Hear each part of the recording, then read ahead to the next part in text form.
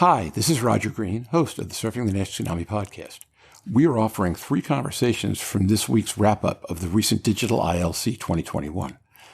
This conversation, which includes Ian Rowe, Quentin Anstee, Mazen Noureddin, Stephen Harrison, Louise Campbell, and me, centers around some of the drug development papers and work at the conference. Frankly, COVID slowed down the clinical trial profile so that most of what was presented involved retrospective analyses of papers that had been published previously or updates on papers that had not concluded their research phase yet. That said, there were interesting discussions on the use of diabetes drugs in the treatment of NASH, and some interesting looks at cirrhosis, a promising area where there has not been a tremendous amount of promise to date. So, this conference with 6,500 attendees created areas of insight, new areas to explore, and controversy. Sit back, listen, enjoy, learn. And when you're done, join the discussion on our LinkedIn and Facebook discussion groups.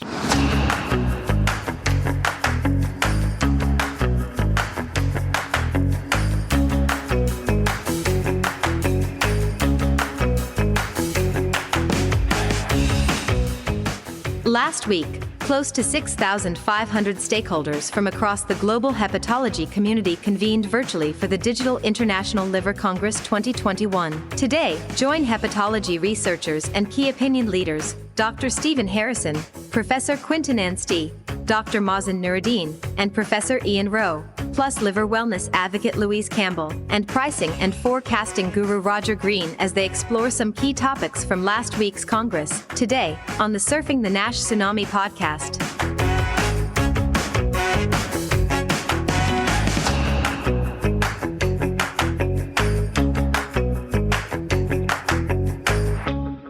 What was presented in this meeting was a reflection of the COVID-19 year. It's not like the previous meetings that we saw multiple presentation of new drugs. There was the cirrhotic trial that Stephen presented, which was new, and 1 or 2 new others. It was mostly a secondary presentation from Lani and semaglutide and cardiovascular or the fast core longitudinal follow-up, but not as many as the previous meetings. And that's expected after a slower enrollment and some static enrollments in trials. But I thought it was still very good for a year after COVID. So overall, I think we'll see more in the next meetings and more outputs. The NGM, probably they'll present their data in the coming meetings. BMS, we'll see more. Stephen is more involved in those, so maybe he has more input. I agree. I mean, it was kind of an uncharacteristically short yardstick for prospective data, certainly less than what we've been used to seeing at prior congresses and so forth.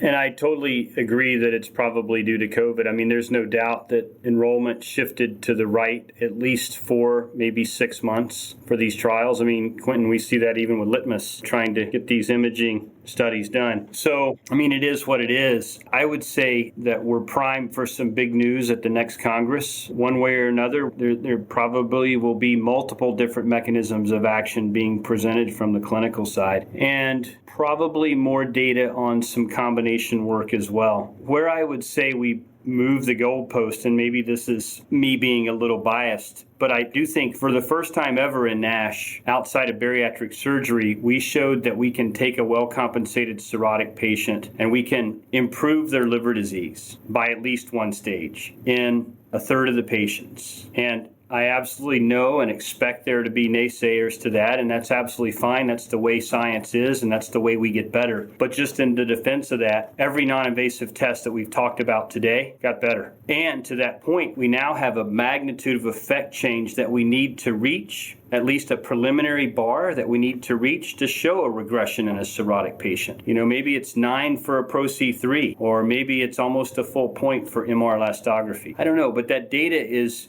beginning to come out. It's early days, small numbers of patients, but I think there was some very helpful data, encouraging data that we could move the needle in a well-comp F4 patient. So that was exciting. Where we go from here, I think what you're going to see is you're going to see more mechanisms being studied in cirrhotic populations. We have the reverse trial. We have the BMS Falcon 2 trial. We have the NGM F4 study, Alpine 4. And now we have an early small trial with semaglutide. But beyond that, there hasn't been a lot of interest in studying the NASH population. And I left out galectin with belapectin also moving into adaptive phase 2b/3, although their endpoint is more of prevention of the development of varices rather than regression of fibrosis. But where do we go with the cirrhotic cohort is going to be very telling. You'll see a lot of movement coming out of this meeting as we move into future meetings with companies really trying to get after a cirrhotic population, because in my mind, that might really jumpstart the non-invasive test. It's easier to link an F4 non-invasive test to an outcome than it is an early stage disease. So maybe we prove it there. We get a drug approved on a non-biopsy endpoint in a cirrhotic, and then we reverse engineer this thing back to a non-cirrhotic population. But we could sit here and pontificate what's going to happen with the data, but I think it certainly brings up a lot of positive conversations relative to cirrhotics. So first, let me tell the audience that when Stephen made the point about research with cirrhotics speeding the path to non-invasive testing, I saw 2 head nods and a thumbs up out of 5 people, which isn't unanimous, but was pretty good support for the point. Whoever else, I have a question, but if anyone else wants to go on, I will step back before I ask it. I'd just add one thing. I mean, I agree completely with what Stephen's just said there. The other study which was interesting was we're starting to see data, for example, targeting HSD17B13. And that's appealing because we're now taking genetic signals that we've identified and we're targeting those. And I think that's going to be the next wave of treatments. So again, tiny proof of principle studies, but hopefully we'll move that forward. And on that vein, Quentin, just to follow up, that was in 5 patients, I believe. Was it more than that? If that, it was mainly preclinical and then a very small number for safety. ALT reductions were something to talk about. Yeah, and that's the point. And I suspect for mechanisms of action like that, we're going to have to be much more focused on who we recruit into studies. Maybe it's going to be gene-driven. We know, for example, HSD17B13 interacts with PNPLA3. So it may be that there are subtypes there we need to chisel out for these sort of treatments. They're probably not going to be as tractable on a large scale as many of the others, but it's very exciting to see those beginning to come through. And of course, there are others which weren't presented at this meeting targeting similar genetic points. Yeah, you just struck a chord with me and made me think about something. You know, in all of our non-responders to drug therapy, whether it's a non-responder to an FGF21 or an FXR or an FGF19 or the THR beta or whatever, you know, we've never done genetic testing to link the responders versus non-responders. And I suspect there's a story to be told there, and potentially linking that to future studies where, you know, if they're enriched for those particular polygenic risk scores, we study them using RNAi or oligonucleotide therapy or whatever. Absolutely. I think that's the way the field needs to move here. And particularly where we have failed trials, to have the courage to do a deep dive, or not even the failed trials, just the trials that didn't quite deliver what we'd hoped that they would deliver, and start looking for subgroups, but in a very scientific and objective way. I totally echo that, not to mention the placebo response. Right now, we randomize based on type 2 diabetes, and the question is we should randomize based on these genetics variants and look at the placebo response based on that. So first of all that makes tremendous sense to me.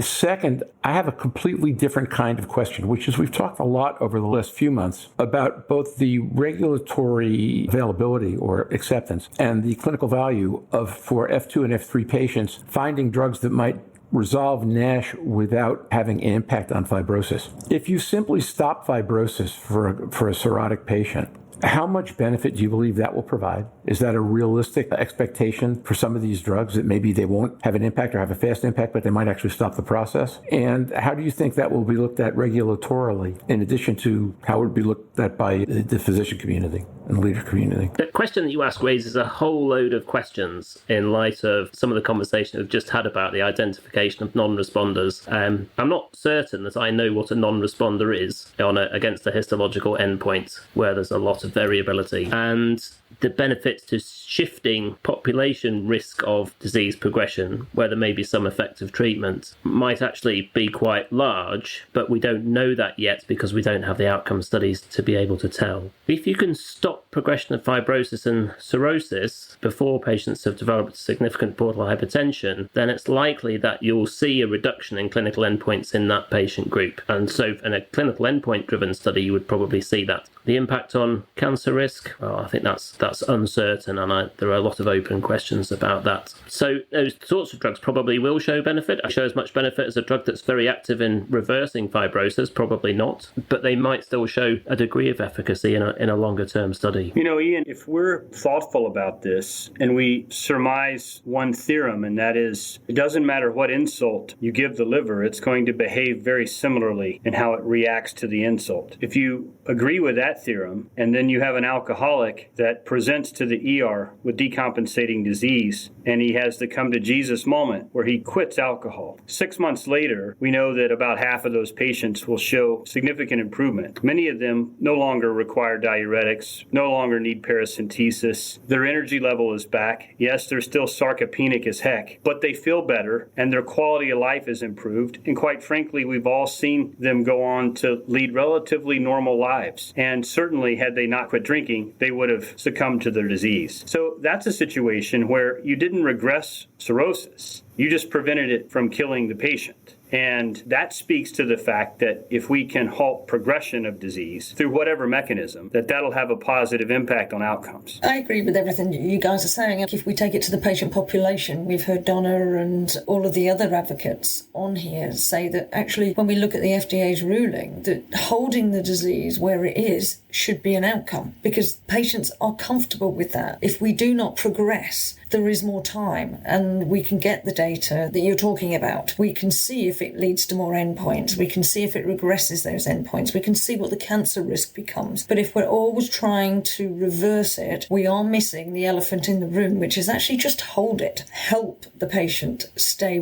well. And we will see in most cases exactly what Stephen's described there and Ian, is that we will get less health expenditure. A lot of people will reach that moment of, actually, I do feel better. I am regressing. And each small step that's a positive is often followed by the next step. Yes, there might be some regression in behaviour, but I'm actually more for forward movement, not necessarily that you can't make a mistake. And I think that's where we've got to get to. We have to say that it's not all about cure at the moment. It's got to be about plateauing the disease, I suppose, and not progression. And Manal says it all of the time, that it really should be an outcome.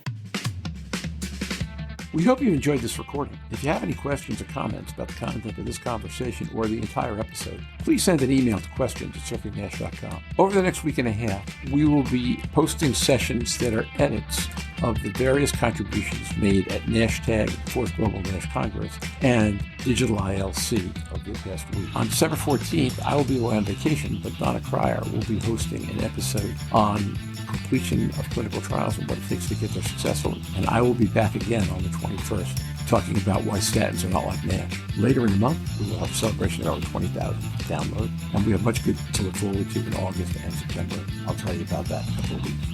I hope you'll join us. Until then, stay safe, surf on, see you on the podcast. Bye-bye now.